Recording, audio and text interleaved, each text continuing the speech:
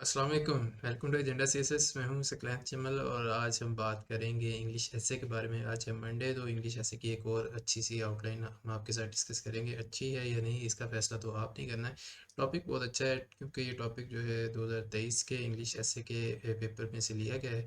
और इस आउटलाइन में हम डिस्कस करेंगे कि क्या फॉल्ट्स हो सकती हैं। और चूँकि ये ऐसे थोड़ा सा लिटरेरी है, एक्चुअली ये टॉपिक लिटरेरी ऐसे का है, तो इसके अंदर हम किस किस तरह से अप्रोच कर सकते हैं। डिफरेंट वेज एंड मीन्स या मेथड्स हो सकते हैं आपके, कि आप टॉपिक को किस तरह से अप्रोच करते हैं।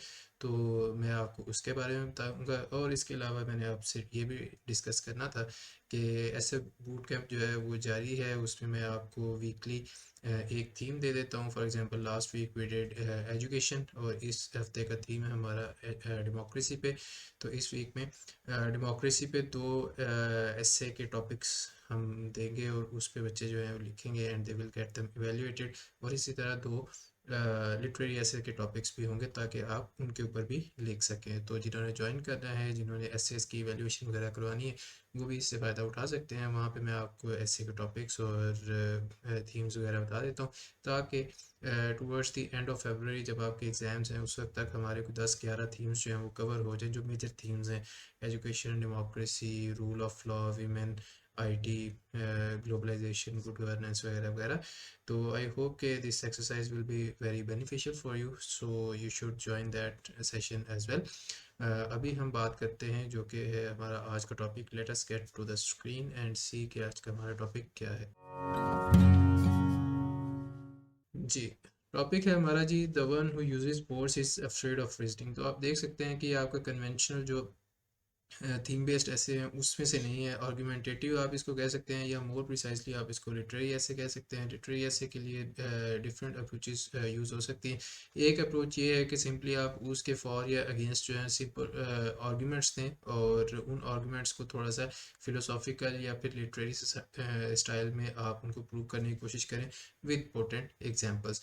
दूसरा स्टाइल जो कि इन्होंने यूज़ किया है वो थोड़ा सा वीक है मेरी नज़र में। द रीज़न बीइंग के आपको आर्गुमेंट पहले देना चाहिए, उसके बाद आपको एग्जांपल्स शो करनी चाहिए, या फिर उसको एग्जांपल को दे के आपको अपने आर्गुमेंट को प्रूव करना चाहिए। लेकिन इस ऐसे में आप देखेंगे कि इन्होंने जो है ना, like he put the cart before the horse, तो एग्जांपल्स की बेस पे उसको प्रूव करने की कोशिश की है। The one who uses force is afraid of reasoning, उसको केसेस की फॉर्म में, केस स्टडीज़ की फॉर्म में डिस्कस करने की कोशिश की है। चल सकता है ऑब्वियसली, किसी भी तरह का ऐसे पास तो हो ही सकता है, but at least you should know some parameters, और जो हमारी रिकमेंडेशंस हैं या जो हम कहते हैं कि भाई ये तरीका ज़्यादा सूटेबल है, एटलीस्ट उसको कंसिडर ज़रूर किया करें। ठीक है जी, तो आइए इनकी आउटलाइन देखते हैं। इंट्रोडक्शन है जी।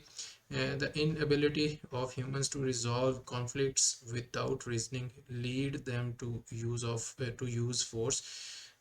तो एक तो ये है कि इनएबिलिटी, अब आपका यहाँ पे कीवर्ड है तो इधर एंड पे लीड्स आएगा। और to resolve conflicts without reasoning जो है, ये तो आपको ऑटोमेटिकली टॉपिक के अगेंस्ट चला जाएगा। थ्रू रीजनिंग, क्योंकि ऊपर इनएबिलिटी लगाया हुआ है इसलिए थ्रू रीजनिंग यहाँ पे आएगा। और uses leads them to use force.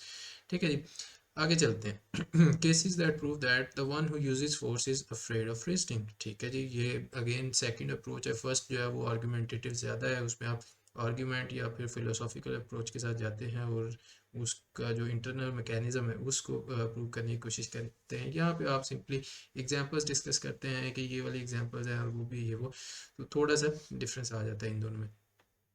Eight micro level जी, first of all we have ethnic violence. बिल्कुल एथनिक वायलेंस जो करते हैं वो भी अफ्रेड ऑफ रीजनिंग होते हैं। केस इन पॉइंट इन्होंने दिया हुआ persecution of Jews by Hitler, but the problem here is that ऊपर आपने माइक्रो लेवल की एग्जांपल दी है, नीचे आप पूरी एक स्टेट लेवल या फिर हिटलर की एग्जांपल दे रहे हैं, जो कि एक मैक्रो लेवल की एग्जांपल है। माइक्रो लेवल जो है वो हाउस होल्ड की फॉर्म में हो सकती है, वो डोमेस्टिक लेवल पे हो सकती है, वो फैमिली के अंदर हो सकती है, वो आपकी सोसाइटी के जो मैकेनिज़म्स हैं उसके बारे में हो सकती है। एक बहुत बड़ा फिनोमेना जो है वो कभी भी माइक्रो लेवल पे नहीं आ सकता। तो यही मैंने यहाँ पे कहा है कि ये आपकी एग्जांपल ठीक नहीं है, ये तो मैक्रो या फिर स्टेट लेवल पे आ जाती है। आगे आती है जी religious violence, lynching of Sri Lankan manager most precisely Priyanka Kumara in Pakistan. तो जी ठीक है, ऑफ कोर्स वो एक स्मॉल इंसिडेंट था, इसलिए वो माइक्रो लेवल पे आएगा। Third we have gender based violence. तो जेंडर बेस्ड वायलेंस भी जो करते हैं वो भी रीजनिंग को नहीं मानते या फिर रीजनिंग से डर रहे होते हैं, so this is also good. लेकिन जो आपने यहाँ पे एग्जांपल दी है ऑनर किलिंग की, honour killing is something else. Honour killing और चीज़ है, जेंडर बेस्ड वायलेंस किसी के जेंडर की वजह से उसको मारना या फिर उसके साथ मारपीट करना और चीज़ है, और ऑनर किलिंग एक बहुत उसकी छोटी कैटेगरी आ जाती है। आपको जेंडर बेस्ड वायलेंस की ही एग्जांपल देनी चाहिए अगर आपने देनी भी है तो, otherwise avoid doing that. Number 4 violence against minors. और माइनर के स्पेलिंग भी एक तो ठीक नहीं लिखे, माइनर MINOR होता है और MINER जो है वो जो कान कुन होते हैं, कान खोदने वाले, उनको कहते हैं। और case study of Rizwana, Rizwana का जो केस चल भी रहा है, आई थिंक जो मेड थी और उसके ऊपर काफ़ी टॉर्चर किया गया। तो माइक्रो लेवल की एग्जांपल्स कुछ ठीक हैं, कुछ यहाँ पे ख़राब हैं जी। आगे चलते हैं मैक्रो लेवल पे। At macro level world war 1, ये देखिए कि इन्होंने केस स्टडीज़ की ही बेस पे पूरे के पूरे टॉपिक को एक्सप्लेन करना है। माइक्रो लेवल की बता दी, मैक्रो लेवल पे आए हैं world war 1, world war 2, cold war, Russia Ukraine war, Nagorno Karabakh, Gaza Israel war, Kashmir conflict. ये एग्जांपल्स ठीक हैं, एग्जांपल्स आप इनको यूज़ कर सकते हैं, लेकिन सिर्फ एग्जाम्पल आपका आर्गुमेंट नहीं बन सकती। You should know how to argue और you should know how to build your premise. तो उसके लिए आपको पहले कुछ ना कुछ लिखना पड़ेगा और एटलीस्ट जो आपका टॉपिक है उसके साथ आपके जो आर्ग्यूमेंट्स हैं उनको रिलेट करना आना चाहिए आपको। सो वर्ल्ड वॉर 1 है तो मुझे इसमें पता नहीं चल रहा भाई कि कौन किस तरह से अफ्रेड ऑफ रीजनिंग था जिसकी वजह से उसने जाके वॉर कर दिया, या कि वो जर्मनी था या ऑस्ट्रिया था या इंग्लैंड था या फ्रांस था, बेल्जियम था, कौन था। इसी तरह वर्ल्ड वॉर 2 है, उसमें हिटलर था या फिर FDR था या UK का जो था, क्या उसको कहते हैं, अब मुझे नाम भूल रहे हैं। तो इसी तरह सारों के अंदर एक्टर्स तो मौजूद हैं और ऑब्वियसली जिस जो एग्रेसर है उसको आप शो करेंगे कि जी he was afraid of reasoning और इसलिए उसने हमला कर दिया।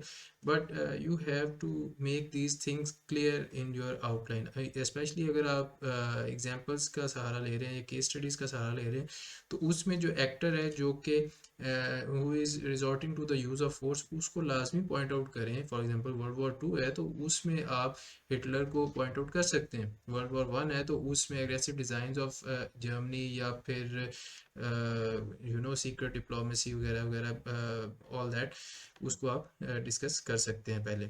ठीक है जी, लेकिन यहाँ पे कुछ भी नहीं किया, इसलिए ये सिंपल एग्जांपल्स हैं मेरे लिए। मेरे ख्याल में ये मेरे लिए आर्गुमेंट्स नहीं बन रहे, या एटलीस्ट अगर मैं सिर्फ आउटलाइन पढ़ के आपको जज करूँगा तो मैं कभी भी इसको पास नहीं करूँगा। हाँ, अगर पूरा का पूरा आपका एस्से में पढ़ता हूँ और उसके अंदर जाके मुझे तसल्ली होती है वो और बात है, but you should never take the risk कि भाई आपकी आउटलाइन जो है वो वेग हो या उसमें एग्जामिनर को समझ नहीं आ रही कि आप कहना क्या चाह रहे हैं। ठीक है, आपका टॉपिक किस तरह से रिलेट हो सकता है आपकी उन एग्जांपल्स की वजह से। अगर वो क्लियर नहीं है तो इस चीज़ को अवॉइड करें, अपनी आउटलाइन को क्लियर बनाएं।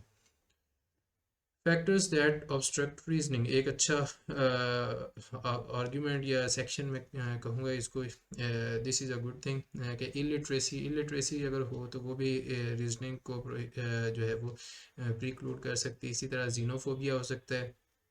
उसके अंदर जीनोफोबिया के अंदर एग्जांपल डालिए जी हिंदुत्व आइडियोलॉजी। एक तो आइडियोलॉजी जो है वो आई स्मॉल आएगा, दूसरा ये है कि Hindutva is not an example of xenophobia. Xenophobia is the fear of outsiders. ठीक है जी, कोई बाहर के जो लोग हैं। Xenophobia is prevalent in Europe, in USA for example, जो मैक्सिकन बॉर्डर वॉल बना रहे थे डोनाल्ड ट्रम्प साहब, that can be cited as an example of xenophobia. ठीक है जी, लेकिन हिंदुत्व जो है वो होमोजेनाइज्ड मेजॉरिटी का कॉन्सेप्ट है, तो that is something different from xenophobia. Third, we have poverty, Shaw and McKay theory of social disorganization. Okay जी। Number 4 we have hegemonic designs of states. Designs का D स्मॉल आएगा, S का states का S small आएगा। इनको capitalise ना करें, या तो हो ना कि वो किसी का नाम है या प्रॉपर नाउन है या फिर वो किसी बुक का नाम वगैरह है। तो फिर आप उसको कैपिटलाइज करें, अदरवाइज अपनी आउटलाइन के अंदर भी ग्रामर को ज़रा मलहूज़ खातिर लाजमी रखें। Military invasion of America in different countries, नहीं भाई नहीं, ऐसे नहीं। आई जो है यहाँ पे स्मॉल आएगा। इसी तरह अमेरिका की बजाय द यूएसए कर लें, ज़्यादा बेहतर है, the United states of America. Number 5, discouraging cross cultural debates. तो अगर क्रॉस कल्चरल डिबेट्स आप डिस्करेज करते हैं तो फिर भी उसकी वजह से भी आप रीजनिंग को ऑब्स्ट्रक्ट कर रहे हैं, बिल्कुल ठीक है जी। And number 6, spreading disinformation on social media platform. इसमें कैपिटलाइजेशन की गलतियाँ, बाकी ऑलमोस्ट चीज़ें ठीक है। तो ये पॉइंट्स काफ़ी अच्छे हैं। ऊपर जो है एग्जांपल्स वाला जो है वो थोड़ा सा काम ख़राब था, लेकिन जो factors that obstruct reasoning, this is a good section and I appreciate it. और इसमें पॉइंट्स भी ठीक हैं।